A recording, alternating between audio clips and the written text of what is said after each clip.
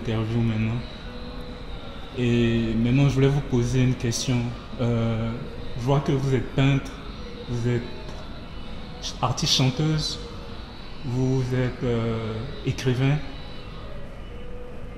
C'est quoi le message derrière tout cet art-là? C'est quoi le message? C'est dans vos peintures, c'est quoi l'expression? Parce que moi, par exemple, je suis un fanatique de tout ce qui est audiovisuel. Quand je prends ma caméra, j'ai envie de raconter des histoires. C'est-à-dire, je me promène dans la ville, ça peut être la vendeuse d'oranges, j'ai envie de savoir c'est quoi son histoire. Parce que pour moi, tout être humain a une histoire, une vie qui vit, et tu peux apprendre de tout le monde, en fait. Même le voleur, le pauvre, le riche, tu peux apprendre de tout le monde. Moi, je suis très curieux dans la vie. Donc, c'est quoi l'expression derrière votre art, quoi? La peinture, la chanson, qu'est-ce qui se cache derrière, en fait? Si vous avez le temps de jeter un coup d'œil sur des textes comme L'Éternelle Reine ou bien comme Migration de la parole, vous allez voir que presque toute ma peinture est accompagnée de poèmes. Et j'exprime doublement ce que je ressens dans l'informulé et qu'après je formule. Donc cette polyvalence, elle est venue, c'est une question de nécessité parce que comme je suis au service de la jeunesse africaine, c'est un choix. Ça m'oblige à accompagner chacun selon ses dons, selon ses capacités, selon ses aspirations. Et parfois, si je n'ai pas la connaissance, si je ne maîtrise pas quelque chose, on peut difficilement enseigner ce qu'on ne sait pas faire soi-même, au moins un temps soit peu. Donc, cette polyvalence est venue au fur et à mesure de l'accompagnement de jeunes gens. Mais bon, j'ai commencé quand même à peindre en 68. Mais avant, je faisais déjà des chansons, j'écrivais des chansons, des poèmes. Alors ça fait quand même plusieurs décennies de travail. Ce que j'essaye d'exprimer, c'est ce qui est essentiel en l'humain. Dans ses souffrances, dans ses joies, dans ses aspirations, mais aussi dans son regard critique envers lui-même et envers son environnement, la conscience. C'est tout. Merci. Bon, je voudrais vous remercier au nom de vous tous. Et quand je regarde bien, je ne sais pas, est-ce que Sidonie qui pourrait rivaliser d'âge avec moi, mais sinon je suis la mère de tous. Je pense même que je suis l'aînée de Sidonie. Parce qu'elle est passée de 66 ans, il y a déjà quelques temps.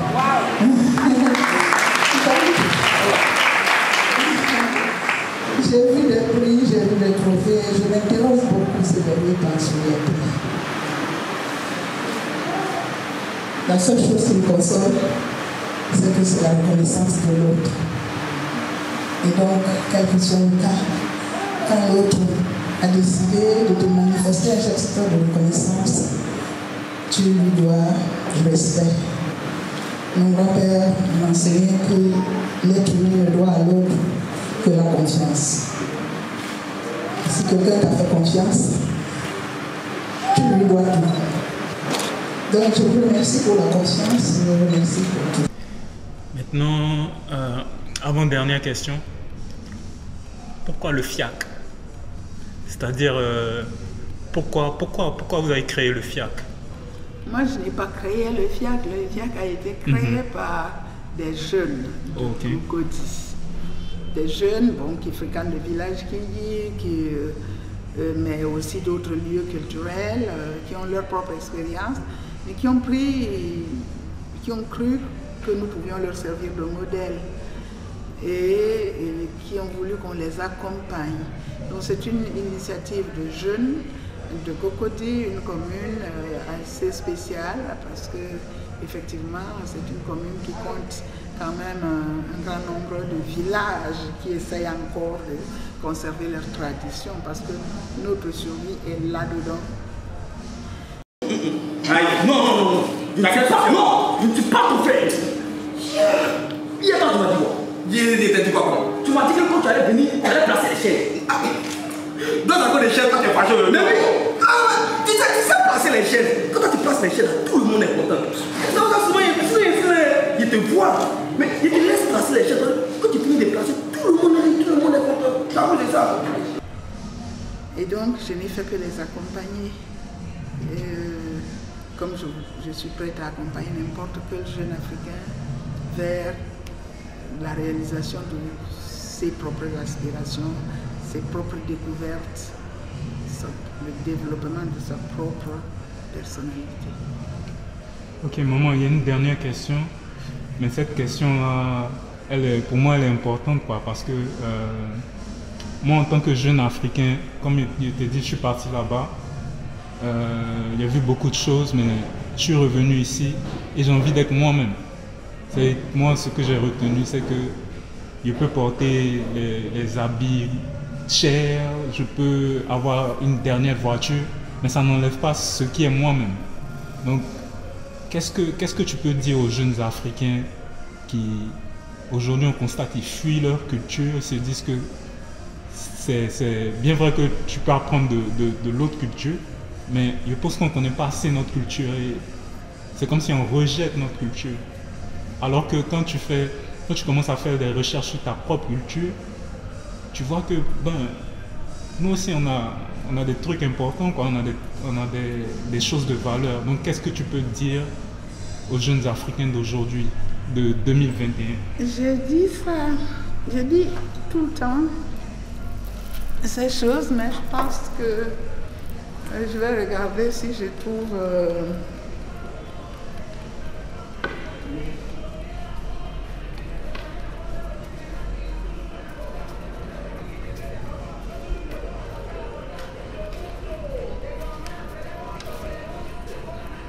vous voyez ce tableau là-bas? Lampedusa.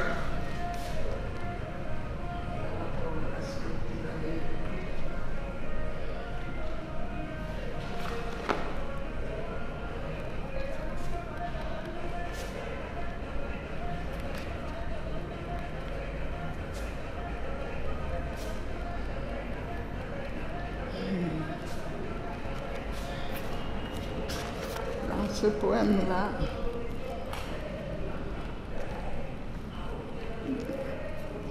qui, pour tous ceux qui connaissent ce qui se passe dans cette ville de Lampedusa,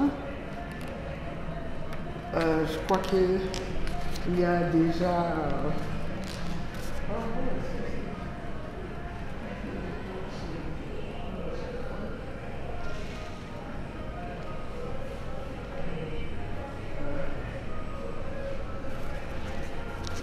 voilà.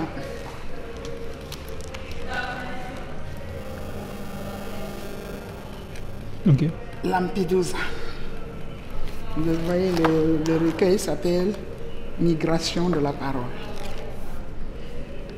Et puis, c'est suivi de Poétique des arts, fusion des temps. Ce n'est même pas encore sorti. Ça, c'est une épreuve de correction. Mais je vais quand même vous lire le poème qui accompagne. Ok. Mais quand? Mais qui décide de la régularité d'une migration? Sinon, ces rêves d'un mieux-être, ces pulsions, besoin de partir, ancrées au fond de tout un chacun, jusqu'au fond des gènes. Et qui contraignent à la clandestinité, sinon ces systèmes d'arnaque pour tuer tous les élans. Dans ces maudites barques condamnées au naufrage et au paradis méditerranéen, Il pleut des tractations, des négociations sur l'hécatombe. Ces espoirs qui se noient, ces vains efforts qui sombrent, et ces queues atroces de mecs encore prêtes à violer. Non. C'est mon tampon du refus, mon Guernica à moi, mon Soweto, mon Sharpeville, pour dire l'indicible que tous savent et que cependant tous voudraient taire. Mais contre quoi? Contre qui? Personne ne peut rien ou ne veut plus rien pouvoir. Concernant l'immigration, je dis, tout le monde a le droit d'avoir envie de migrer, d'émigrer. Mais je pense que celui qui se lève pour partir n'est pas un mort.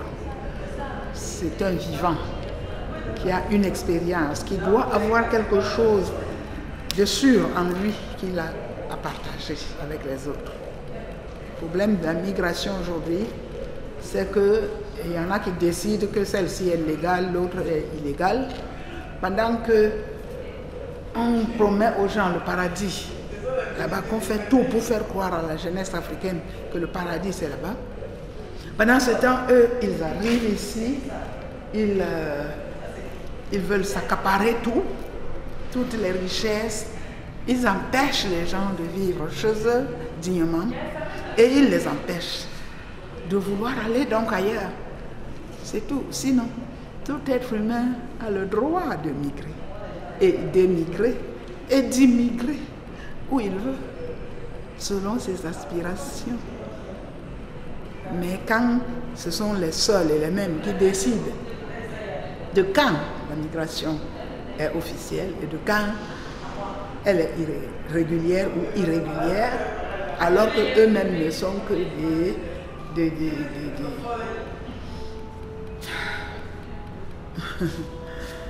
Le mot refuse même de venir dans ma bouche. Ce sont des maîtres des razzias. Alors c'est là le problème. Alors les jeunes partent appauvris, pauvres et appauvris, et ils meurent. Parce que la pauvreté tue. Voilà, c'est tout ce que je peux dire.